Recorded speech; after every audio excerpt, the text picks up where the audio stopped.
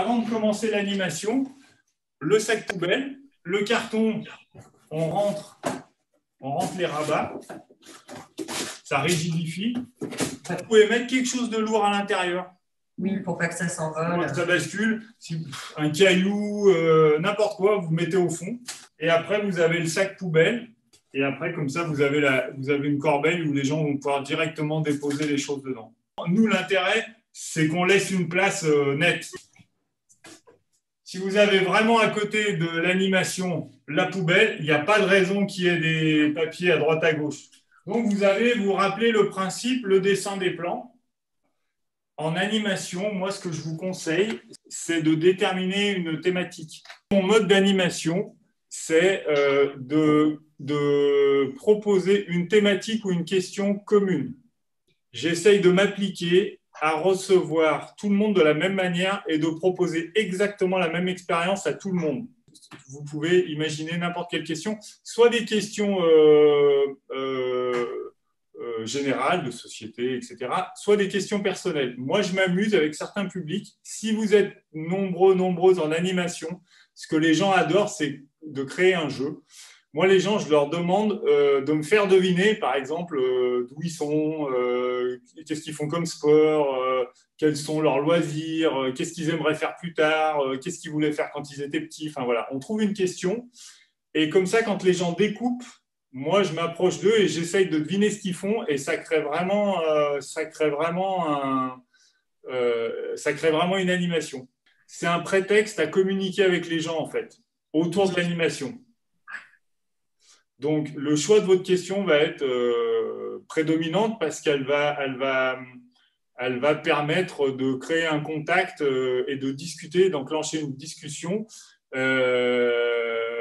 Alors, par exemple, je l'ai fait sur des salons où quand on demande si vous avez une population un petit peu métissée, ou ce qui est sympa, c'est de parler des origines et comme ça permet aux gens des fois de s'interconnecter et de dire bah, « je ne savais pas, toi, tu étais de là, etc. » Enfin, voilà, trouver des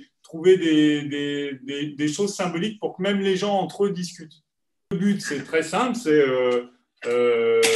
qu'est-ce que, par exemple, nous, en professionnel, j'aime bien commencer et surprendre les gens en leur disant tiens, qu'est-ce que vous vouliez faire quand vous étiez petit?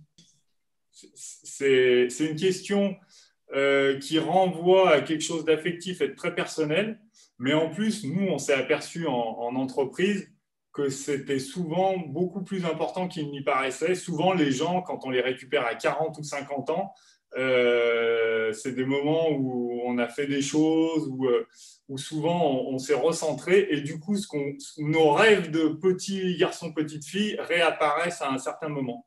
Et c'est souvent super intéressant.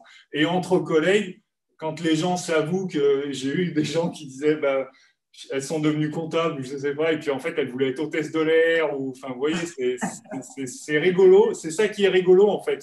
C'est pas juste de faire de la décoration en fait, c'est vraiment un outil de lien social. Si vous travaillez sur ça en animation, c'est pas qu'un outil de décoration, c'est vraiment un outil. Les gens, ça doit leur permettre de se rappeler ou de se raconter des anecdotes à vous, à eux, entre eux. Ok ? Donc, les gens, vous leur fournissez ciseaux adhésifs et puis après, ils découpent dans leur forme sans dessiner. Il faut leur expliquer. Il faut jouer le jeu. Moins les gens dessinent et mieux c'est. Parce que ça les oblige à vraiment simplifier. On n'a pas besoin de gens qui soient des artistes. On veut vraiment des gens qui participent avec des choses très, très simples. Donc, plus les motifs sont simples, et plus c'est sympa. Donc, vous voyez, pendant l'animation, donc vous voyez là, par exemple, on a une main. Là, on a un point d'interrogation, par exemple. Enfin, il y a vraiment des gens qui ne savent pas quoi faire, ils nous font une étoile. Là, on doit avoir un papillon, je pense. Là, on dirait qu'on a une maison avec un arbre. Enfin, vous voyez, un soleil. On a beaucoup de cœurs. Si vous avez beaucoup de monde et pas assez de place, les déchets, les négatifs, ce qu'on appelle les contreformes, les gens vont les jeter. Si par contre, vous voulez que la fresque soit très, très remplie, Vous voyez, celle-là, par exemple, il reste pas mal de vide. Et je vais vous montrer. Et ça, par exemple, c'est beaucoup plus rempli. Si on veut remplir, vous pouvez inviter les gens à coller aussi la contreforme. Parce qu'elle est finalement aussi intéressante. Les gens, alors il y a deux vertus en fait. Les gens s'intéressent à faire leur forme. Et après, la contreforme, finalement, elle est aussi intéressante et surtout, elle fait en sorte qu'on n'ait pas de déchets. Ce qui aujourd'hui est aussi intéressant. Moi, en atelier, souvent, j'ai des gens pendant une durée. Donc, je leur fais garder toutes les contreformes et à la fin, je leur fais coller. Là, vous, les gens, je pense, peuvent les coller au fur et à mesure et les gens retrouveront 2 fois leur idée et vous n'aurez vraiment pas de déchets. Vous faites remplir votre tube et après, quand vous voulez révéler, vous n'avez plus qu'à ouvrir à présenter à plat ou à rouler dans l'autre sens pour l'exposer, d'exposer les totem box sur leurs pieds, rouler dans ce sens-là en fait. Donc là, après, en exposition, vous pourrez donc poser vos totems dans l'autre sens sur la base. OK. Ou la base, elle fait aussi exactement le même format. Donc, elle peut aussi vous servir à l'accrocher au mur. Là, ça ne fait pas le même format, mais là, par exemple, Oui, ouais. On comprend bien. Dès qu'on met le derrière. En fait, tout fait exactement le même format. Donc vous pourrez effectivement même boulonner le fond avec l'œuvre. Gardez-les, les cartons et le protecteur que je vais vous mettre dedans, gardez-les parce que si vous avez besoin de les transporter, vous remettez tout dans le protecteur. Comment dire? N'hésitez pas à rouler serré. Hein. Ça, okay. Vous verrez, ce n'est pas fragile. Ça craint le gras et les rayures. Ça va arriver dans le film blanc, la mousse blanche de protection. Elle sert justement à mettre le dessin. Vous mettez la face de votre dessin sur la mousse de protection et après, comme ça, vous pouvez rouler comme vous voulez. Par contre, si vous mettez le dessin sur n'importe quoi, si ça frotte, oui, ça va rayer. En fait, comme c'est arrivé emballé, vous pouvez à tout moment le réemballer comme ça facilement. Mais par contre, si vous le transportez, il faut le réemballer. Prenez-le pas, roulez-le pas n'importe comment, comme ça, ça va rayer. Travaillez bien sur votre question et que tout le monde pose bien la même question. Moi, par exemple, je me promène avec mon téléphone et je prends en photo les formes que les gens font. Je viens et je dis, je prends en photo votre forme et j'essaye de deviner. Et je vous assure que si vous arrivez à reconnaître ce qu'a fait la personne, les gens, ils sont ravis. Sans prendre le visage des gens, mais ça vous permet de garder des images de ce qui a été fait en animation. Et au niveau de la symbolique, d'avoir les mains qui découpent les formes, c'est souvent où les gens, on leur demande, tiens, vous pouvez me montrer votre forme, et ils vous présentent la forme comme ça, et vous la prenez en photo, et c'est souvent super sympa. Ça vous fait des images que vous pouvez utiliser parce qu'un jour, vous pouvez dire, regardez les formes qui ont été faites par les participants. Il peut y avoir des fois des symboles très jolis, très graphiques.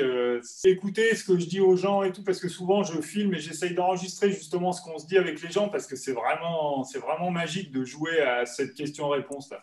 Le but, c'est de partager et que ça fonctionne. Et au départ, pour arriver à proposer vraiment quelque chose qui marche. Parce que nous, ça fait 20 ans que les gens nous croient avoir des bonnes idées et nous demandent est-ce que vous pourriez faire ceci, cela, de la bombe, du graphe, machin. Nous, on a essayé de mettre en place un protocole et du matériel dont on est certain que ça fonctionne avec tout le monde. On a fait ça dans des écoles, on fait ça avec des chefs d'entreprise, on fait ça avec des familles. On sait que du découpage, tout le monde sait faire. La couleur, ça plaît à tout le monde. Ah, dernière chose.